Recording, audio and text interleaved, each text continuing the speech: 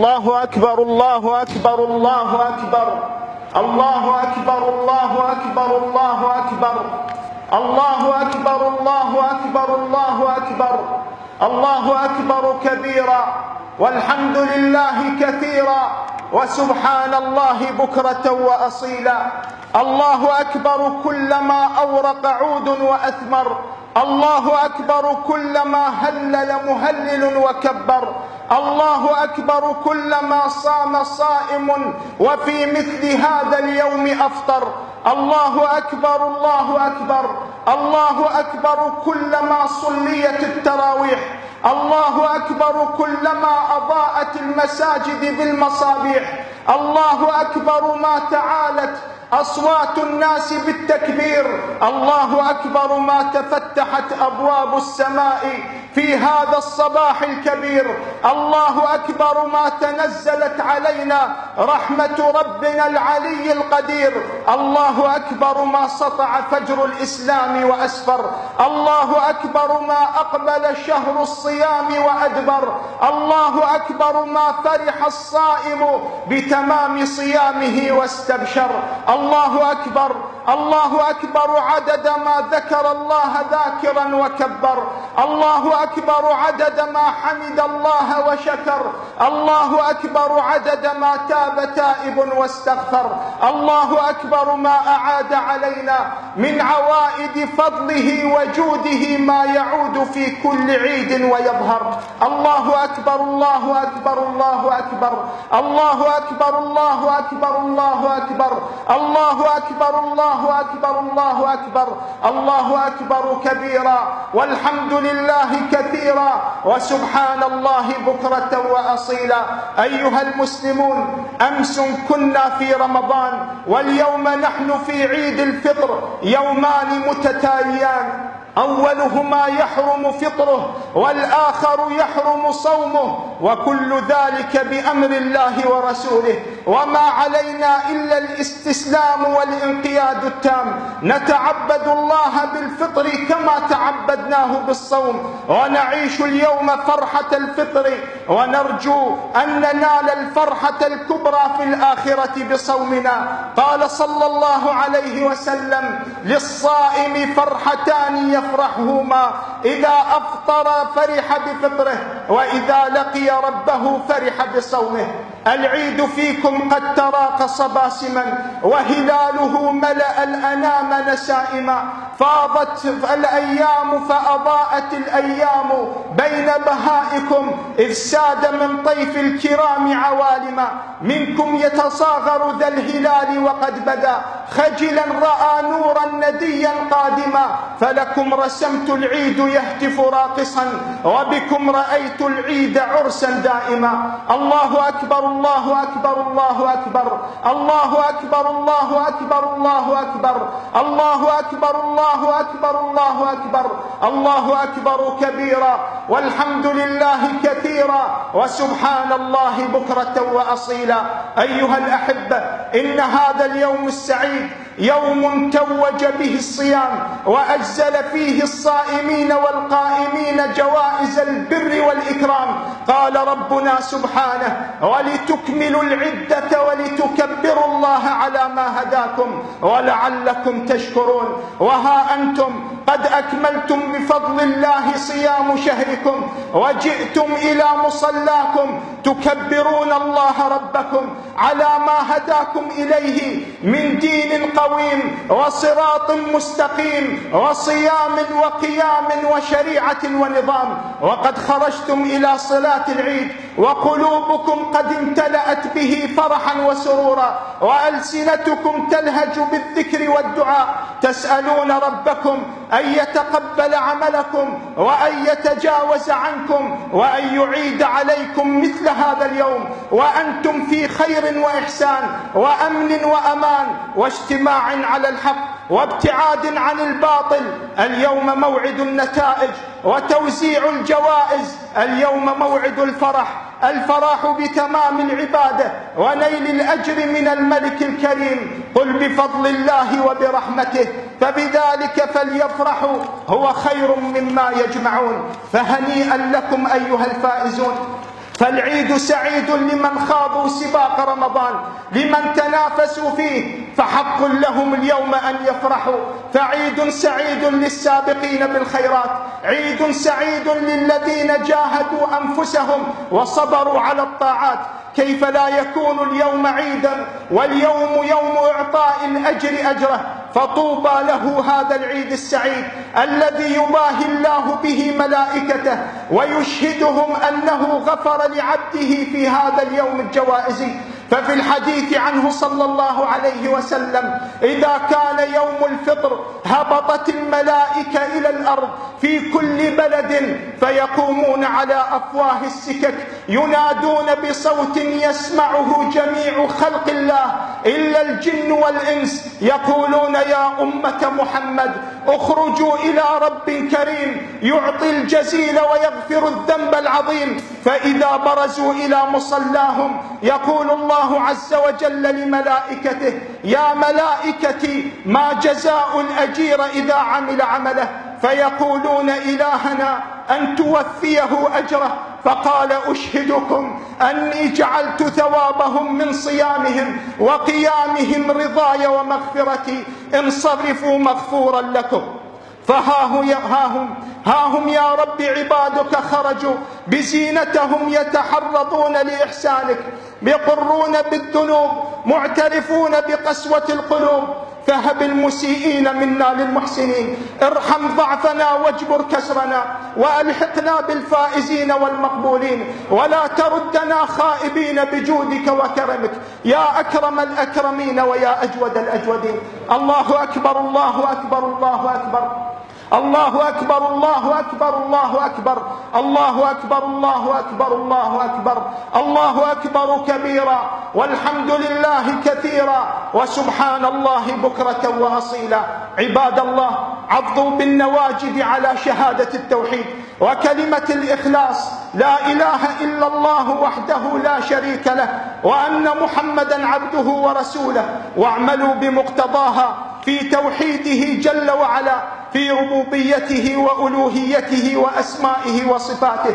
فهو الذي خلق من العدم، وهو الذي ذرأ وبرأ، وهو المستحق للعبادة وحده لا شريك له، وهو المتفرد في أسمائه وصفاته. فله سبحانه صفات الكمال والجلال كما يليق بجلال وجهه وعظيم سلطانه. ليس كمثله شيء وهو السميع البصير. معاشر المسلمين، احذروا الشرك فإنه محبط للأعمال، والجنة حرام على المشركين. إنه من يشرك بالله فقد حرم الله عليه الجنة ومأواه النار وما للظالمين من أنصار. الله أكبر الله أكبر الله أكبر الله أكبر الله أكبر الله أكبر الله أكبر الله أكبر الله أكبر الله أكبر كبيرا، والحمد لله كثيرا، وسبحان الله بكرة وأصيلا. معاشر المؤمنين، أوصيكم ونفسي بوصية المصطفى صلى الله عليه وسلم التي قالها وهو يجود بنفسه يعالج سكرات الموت ويقول: الصلاة الصلاة وما ملكت أيمانكم. ذلك أن الصلاة عمود الدين وثاني أركانه وآخر ما يبقى منه، وناهية عن الفحشاء والمنكر، ولا دين ولا إسلام لمن تركها. أقيموها مع الجماعة في بيوت الله في أوقاتها المكتوبة، وحذار من تركها والتهاون بها، فهي الفيصل بين الرجل والكفر. وإن من هانت عليه نفسه ورضي أن تلقى في سقر وفي قعر جهنم هو الذي ضيع الصلاة وتهاون بها وجحد بها. فويل للمصلين الذين هم في صلاتهم ساهون. وقال تعالى: كل نفس بما كسبت رهينة إلا أصحاب اليمين في جنات يتساءلون عن المجرمين ما سلككم في سقر؟ قالوا لم نكن من المصلين. الله أكبر الله أكبر الله أكبر الله أكبر الله أكبر الله أكبر الله أكبر الله أكبر الله أكبر الله أكبر كبيرا، والحمد لله كثيرا، وسبحان الله بكرة وأصيلا. أمة الإسلام، هل تصورتم حال اليتيم في العيد؟ عندما يلعب مع الأطفال ويمرحون، وكل واحد منهم خلفه أباه يمسك به تارة ويلاعبه تارة أخرى، فإذا ما سقط على الأرض رفعه والده ونظف ملابسه وضمه إلى صدره في تلك اللحظات من لليتيم. وعندما ينتهي الأطفال من اللعب وكل طفل يجد أباه ينتظره بفرح ويصطحبه بيدا بيد، هل تصورتم منظر اليتيم وعيناه تنظر في وجوه الرجال؟ أي منهم أباه قد فارق الدنيا، فأي الرجال يعطف عليه ويصطحبه معه؟ شعور لا يمكن وصفه بكلمات باردة. الكثير منا يعتقد أن حاجة اليتيم تنحصر في المال. لا ولا، فهناك من الأيتام من أغناه الله عن ما في أيدي الناس من المال فقط يحتاج من يمسح على رأسه، كما قال الحبيب المصطفى صلوات ربي وسلامه عليه: أرأيتم حال اليتيم مع من حوله؟ أرأيتم حاله مع عم يجامله ويضاحكه وعيناه على أبنائه؟ فإذا ما تخاصم اليتيم مع أحد أبناء العم رأيت العم غضبانا على ذلك اليتيم، وكأن هذا الطفل اختار اليتم وجهل أنه قضاء الله ولا راد له، إيمانا وتسليما. ثم أرأيتم حال اليتيم مع خال الذي لا يمر يوما دون أن يشتكي من اليتيم اليتيم وأمه، فإذا أراد الخروج لنزهة مع أسرته أحاط عملية الخروج بالسرية التامة لكي لا يصطحب معه اليتيم وأمه.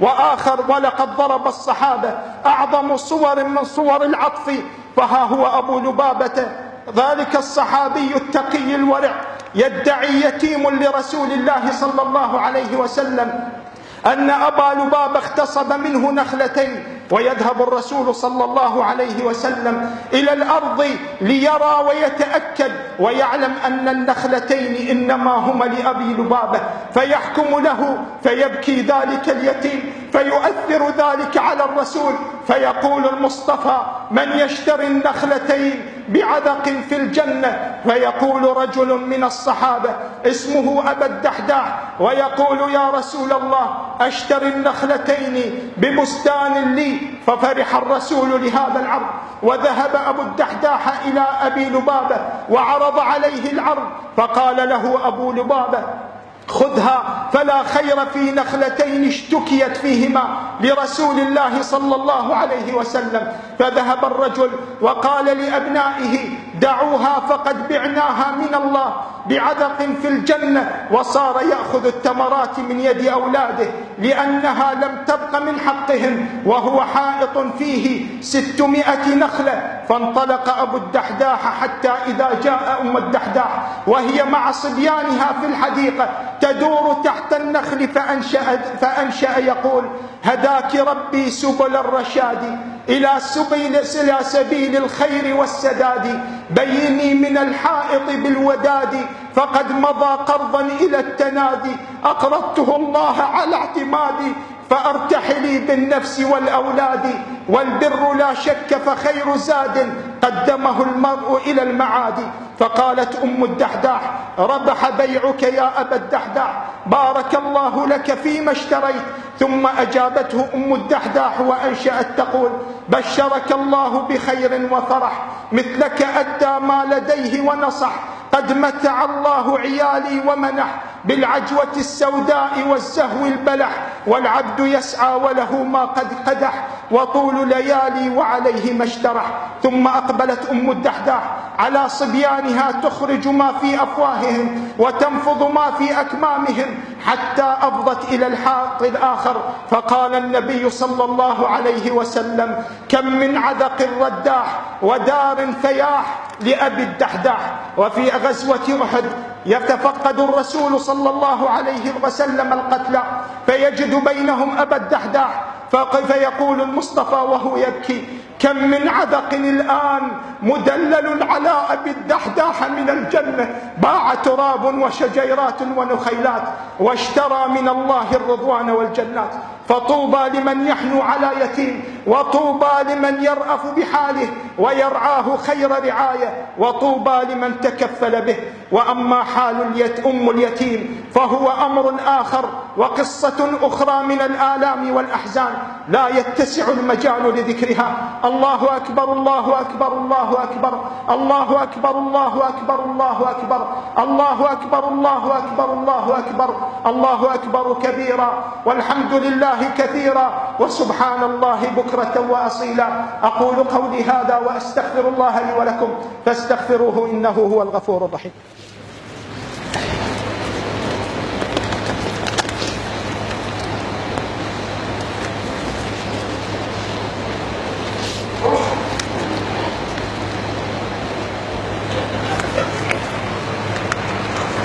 الله أكبر الله أكبر الله أكبر الله أكبر الله أكبر الله أكبر الله أكبر الله أكبر الله أكبر الله أكبر كبيرا، والحمد لله كثيرا، وسبحان الله بكرة وأصيلا.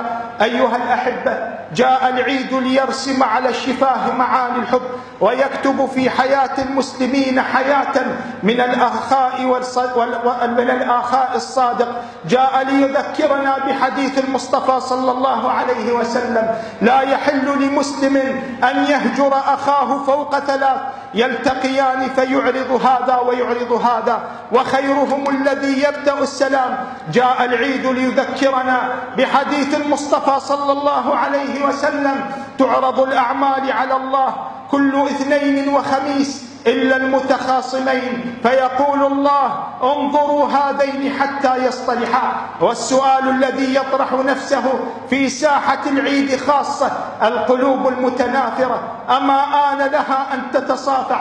هل لا زالت مصرة على معاندتها للفطر السوية؟ هل لا زال الكبر يوقد ضرامها ويشعل فتيل حقدها؟ ألا يمكن أن ينجح العيد في أن يعيد البسمة لشفاه قد طال شقاقها؟ الله أكبر الله أكبر الله أكبر الله أكبر الله أكبر الله أكبر الله أكبر الله أكبر الله أكبر الله أكبر كبيرا، والحمد لله كثيرا، وسبحان الله بكرة وأصيلا. اللهم أعز الإسلام والمسلمين، وأذل الشرك والمشركين، وانصرنا يا ربنا على عدونا وعدوك يا رب العالمين. اللهم من أراد بنا أو بالمسلمين سوءا فاجعل دائرة السوء تدور عليه، اللهم وأشغله في نفسه يا رب العالمين. اللهم أدخل الفرحة والسرور على بيوت المسلمين يا رب العالمين. اللهم أدخل الفرحة والسرور على بيوت العراقيين يا رب العالمين. اللهم إنا نسألك في هذا اليوم المبارك، في هذه الساعة المباركة، ألا تجعل لنا ذنبا إلا غفرته، ولا عيبا إلا سترته، ولا هما إلا فرجته، ولا دينا إلا قضيته، ولا مريضا إلا شافيته، ولا مريضا إلا شافيته، ولا معتقلا إلا بالخير إلى أهله رددته، ولا نازحا إلا إلى داره وأهله سالما رددته، ولا ميتا إلا رحمته يا رب العالمين. اللهم ارحم موتانا يا رب العالمين، اللهم ارحم موتانا يا رب العالمين. اللهم أدخل النور في قبورهم يا رب العالمين. اللهم أفرحهم كما أفرحتنا في هذا اليوم يا رب العالمين. اللهم اغفر للمسلمين والمسلمات والمؤمنين والمؤمنات الأحياء منهم والأموات. اللهم إنا نسألك الميتة الحسنة يا رب العالمين. اللهم إنا نسألك الميتة الحسنة يا رب العالمين، وسحائب رحمتك غيثا على من أنشأ هذا المكان ومن عمل فيه بالله من خير وإحسان. وكل عام وأنتم بألف ألف خير. قوموا وصافحوا إخوانكم يرحمكم الله.